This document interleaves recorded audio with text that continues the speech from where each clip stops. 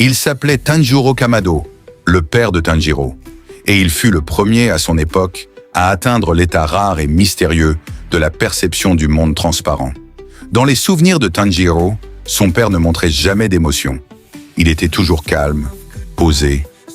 Même malade, même mourant, il n'avait jamais laissé transparaître la moindre peur.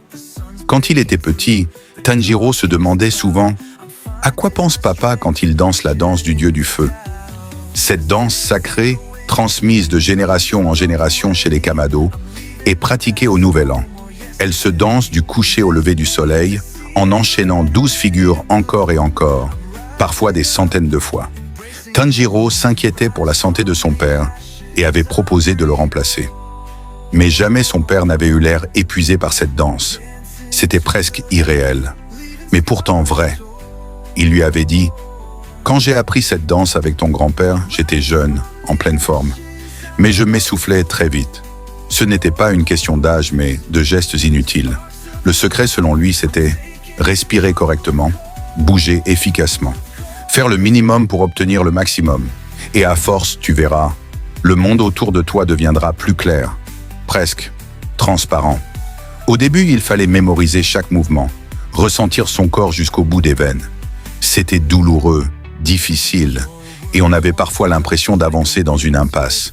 Mais ensuite, en gardant seulement l'essentiel, en supprimant le superflu, le corps finit par réagir tout seul, comme un réflexe naturel. À ce moment-là, la lumière apparaît et une nouvelle voie s'ouvre devant toi. C'est là qu'on peut voir le monde tel qu'il est vraiment. Mais cela ne s'obtient qu'au prix de grands efforts et de souffrances. Émerveillé, Tanjiro avait demandé « Moi aussi, je pourrais y arriver un jour. » Et son père avait souri. « Si tu travailles dur sans jamais abandonner, j'en suis sûr. » Un jour d'hiver, alors que la neige tombait à gros flocons, la rumeur d'un ours monstrueux s'était répandue dans la région. La famille Kamado avait allumé des feux autour de la maison et suspendu des clochettes aux cordes. Cette nuit-là, son père avait réveillé Tanjiro, qui dormait paisiblement. Sans poser de questions, il l'avait suivi dans la neige. Et c'est là qu'il avait vu l'énorme ours, haut de plus de 2,60 m. Le contraste était frappant. Son père semblait minuscule face à la bête. Mais alors que l'ours était encore hors de portée des clochettes, il avait déjà été repéré. Sans fusil, sans protection et gravement malade, son père n'avait qu'une hache à la main. Et il avait dit d'un ton calme mais ferme « Tu as peut-être faim, mais derrière moi, c'est ma famille. Si tu t'approches, je n'hésiterai pas.